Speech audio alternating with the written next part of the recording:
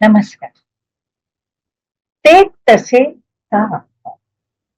याच्यामध्ये आज आपण भेटतो आहोत एक आणखीन वेगळा विषय. मागच्या दोन्ही एपिसोडमध्ये आपण जरा टेररिझम वगैरे ह्याच्याबद्दल बोलतो. येस, आता तेव्हा आपण ऍक्च्युअल टेररिझम बद्दल बोलतो. आता आपण सायकोलॉजिकल टेररिझम या विषयावर जाऊ शकतो. विचार. आता सायकोलॉजिकल टेररिझम म्हणजे नक्की काय?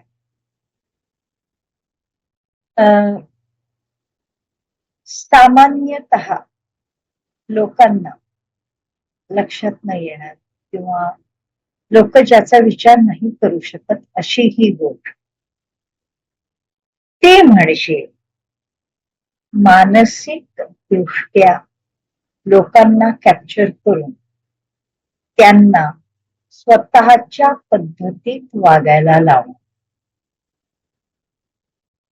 हे करणारी एक पर्टिक्युलर जमात असते.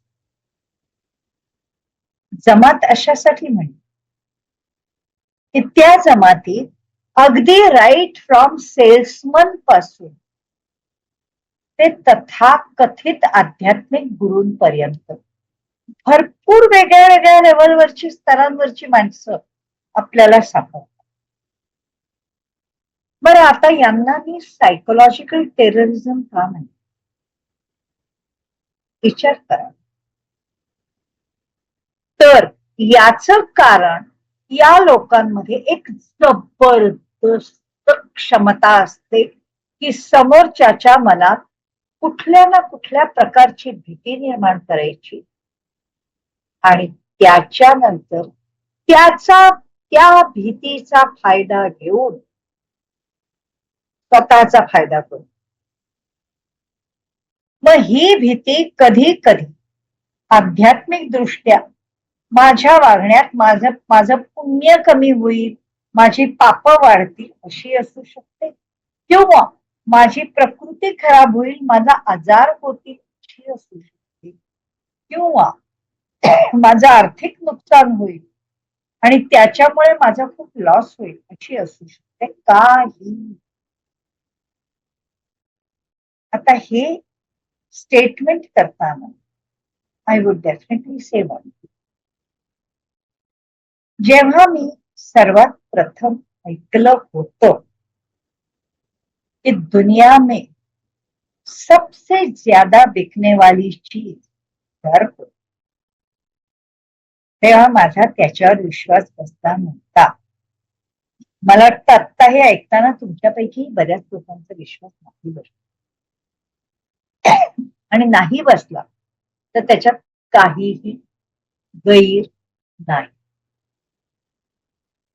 It is natural. पण हे करताना मला आत्ता मी जे सायकोलॉजिकल टेररिझम हे स्टेटमेंट घेतलं, याच्यामध्ये नॉर्मल टेररिझम मध्ये लोकांमध्ये भयाची भावना निर्माण करणं आणि त्याच्यानंतर त्यांच्यावर अटॅक आणि स्वतःचा फायदा मिळवणं ही नॉर्मल टेररिस्टची संकल्पना.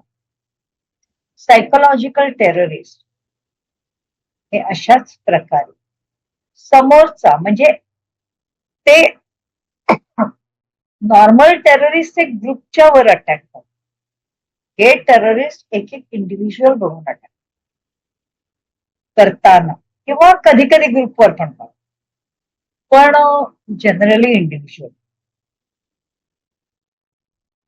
ते करताना ते जे काही करतात त्या वेळेला महत्वाची गोष्ट म्हणजे ते जेव्हा तो काही अटॅक करतात त्यावेळेला काय करतात, हे लोक समोरच्याच्या मनात आत दडलेली भीती शोधतात, त्याच्यानंतर त्या भीतीला खतपाणी घालतात, मग ती भीती वाढवतात आणि ती भीती जेव्हा वाढते तेव्हा त्या भीतीची आलेली फळं म्हणजे यांचा फायदा काढून. आणि या प्रकारे सायकोलॉजिकल टेररिझम या गोष्टीवर जगणाऱ्या, वाढणाऱ्या अशा अनेक संस्था आणि अशा अनेक व्यक्ती आपल्या आजूबाजूला आपल्याला सापडतात. स्पिरिच्युअल लीडर वगैरे हे आहेतच, पण याबरोबर मी जसं म्हटलं की समजा तुम्ही काही गोष्टींकडे लक्ष दिलं, काही जाहिराती, एक अतिशय साधं कुठेही दिसणार उदाहरण ज्याच्याबद्दल प्रचंड जाहिराती पण चालू असतात, ते उदाहरण म्हणजे नॉर्मली विड्या सिगरेट फुकणारी माणसं दिसतात. त्या सिगरेटच्या पाकिटवर लिहिलेलं असतं statutory law, cigarette smoking is injurious to health. दुसरं ते पान तंबाखू मळणारी मंडळी, ही पण भरपूर गावागावातनं कोपऱ्या कोपऱ्यातनं दिसतात. कारण तंबाखू खाणं ही अगदी कॉमन गोष्ट भरपूर ठिकाणी असते. पण त्या ठिकाणी या दोनही गोष्टींच्या बाबतीत वॉर्निंग असते. Cigarette smoking is injurious to health, tobacco is injurious to.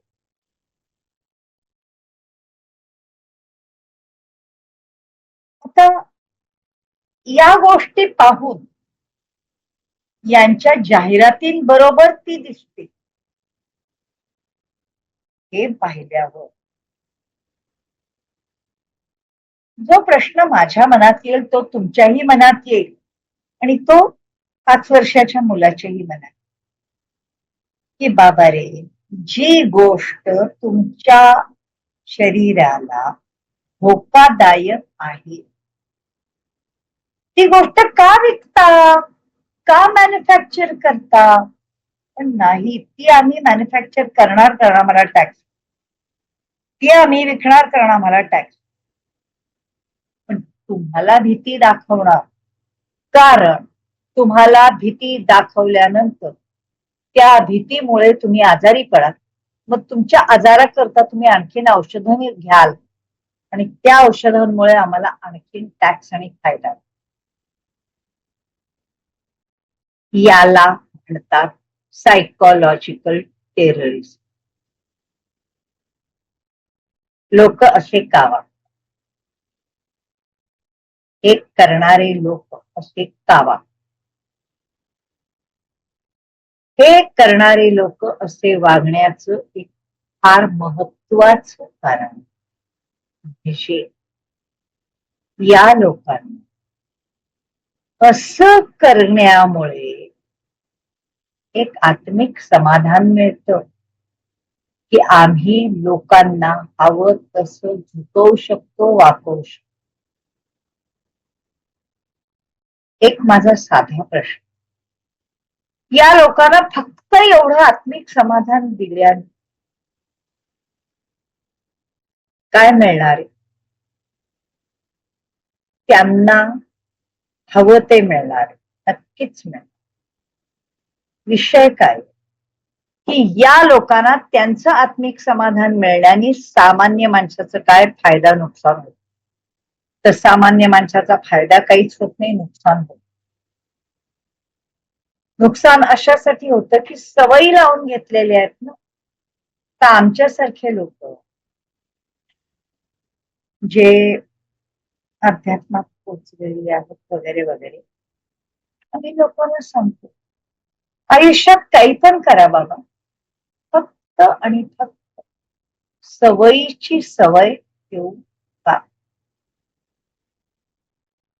विचार करा, सवयीची सवय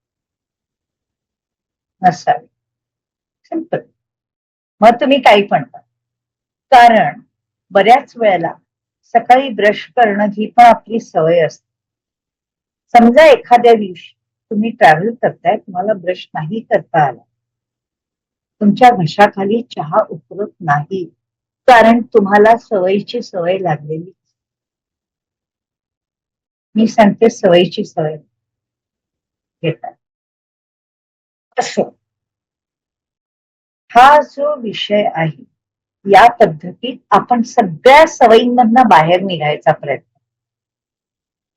पण हे नसतात ना सगळे शिकलेले.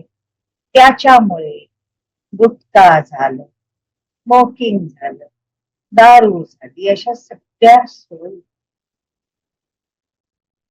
जेव्हा सवय म्हणून लागते तेव्हा लोक इझिली बाहेर नाही निघू शकत. मग त्याच्यातून लोकांना बाहेर काढताना हे केल्याने तुमच्या जीवाला धोका आहे, ही भीती दाखवणं हे कितपत योग्य आहे? जेव्हा ही भीती दाखवली त्याच्यानंतर लोक यातनं बाहेर तर निघतात, पण त्या आजाराचा शिकार बनतात आणि वरती येतात. त्याच्यामुळे लोक असे का वागतात? तर पहिली गोष्ट, मी महान तू लहान ही ऍटिट्यूड, ही विचारधारा. नंबर 2, लोकांना शॉर्टकट शोधायची सवय झाली. आणि जेव्हा मी म्हटलं जगात सर्वात जास्त विकली जाणारी गोष्ट म्हणजे तेव्हा त्या भीतीवर कंट्रोल मिळवण्याकरता दुसरी भीती निर्माण केली, आणि ती भीती आजाराची असते. या पद्धतीत लोक वागतात. आता मी फक्त तुम्हाला एकच विचारते की जर का तुमच्या लक्षात आलं की कोणीही व्यक्ती अशी वागते आहे, तर त्यावेळेला तुम्ही चुकीची गोष्ट आहे सोडून दिली इथपर्यंत ठीक आहे, पण त्याच्यानंतर ती भीती घेऊन तुम्ही ती भीती पसरवाल, ती भीती एवढी योग्य नाही असं म्हणून शांत राहा. काय कराल याच्याबद्दल मला तुमची रिॲक्शन ऐकायला नक्की आवडेल. मग द्याल ना रिॲक्शन मला? नक्की द्या. धन्यवाद. मी वाट